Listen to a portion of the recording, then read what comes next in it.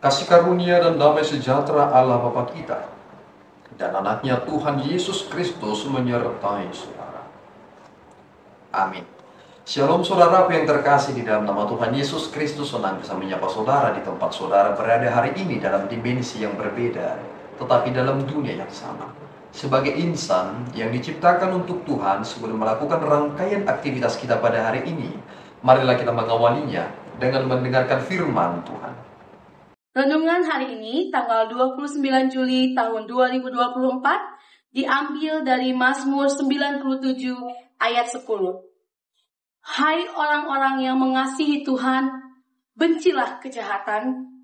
Dia yang memelihara nyawa orang-orang yang dikasihinya akan melepaskan mereka dari tangan orang-orang fasik. Saudara yang terkasih di dalam nama Tuhan Yesus Kristus, terkadang kita harus kecewa dengan apa yang dinyatakan oleh orang-orang yang berhikmat di dunia ini. Mereka bahkan berkata bahwasanya meskipun semakin banyak orang yang beragama, yang memiliki Tuhan, tetapi ternyata hal itu tidak semakin meminimalisir kejahatan di dunia ini. Kemudian kita semakin mengkoreksi tentang eksistensi diri kita sebagai orang yang beriman. Apakah memang aku telah beriman kepada Allah, tetapi tidak memberikan dampak apapun? Lihatlah yang dikatakan dalam kitab Mazmur pasal yang ke-97 ini, bahwasanya Tuhan tidak pernah menerima tindakan-tindakan yang bercela. Allah yang kita sembah adalah Allah yang kudus. Hal itu adalah tetap dan tidak akan bisa terbantahkan. Orang-orang yang melakukan kejahatan itu akan menerima dari apa yang mereka kerjakan. Sehingga jika kita sudah beriman kepada Allah, tetapi kita bukan menjadi pelaku firman itu, malahan kita menjadi terjerumus, kita menjadi serupa dengan dunia ini, bukankah hukuman yang lebih mengerikan akan kita terima pada akhirnya? Kita harus memberi dampak seharusnya. Ada seorang pendeta yang terkenal karena media belakangan ini yang mengatakan bahwasanya kerohanian seseorang itu ternyata terbukti bukan ketika dia berada di dalam ibadah, ketika ia berada di dalam gereja, tetapi kerohanian seseorang itu terlihat ketika ia berinteraksi dengan sosial, ketika ia bekerja, ketika ia mengendarai sepeda motor dan lain sebagainya.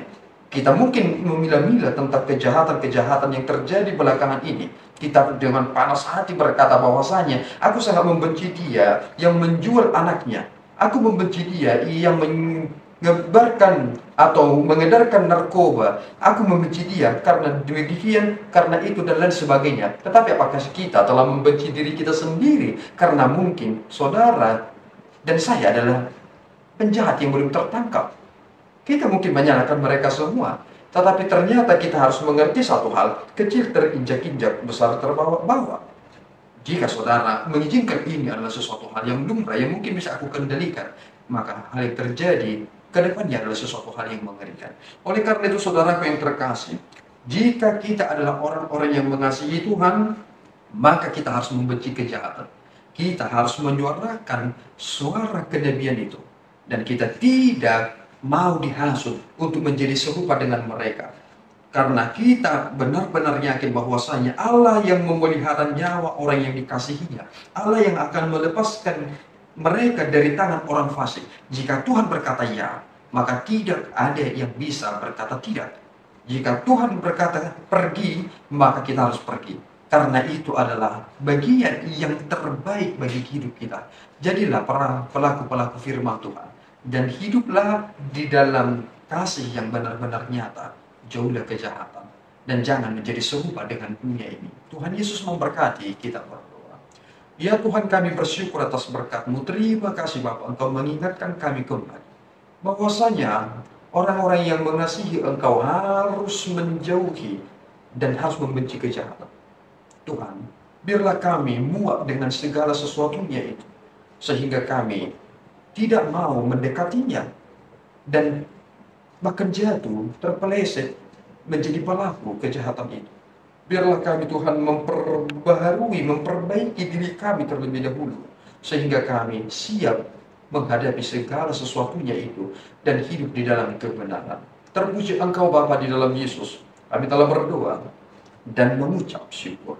Anugerah Tuhan kita Yesus Kristus, kasih setia Allah Bapa, dan persekutuan Roh Kudus menyertai saudara. Amin. Tuhan Yesus memberkati.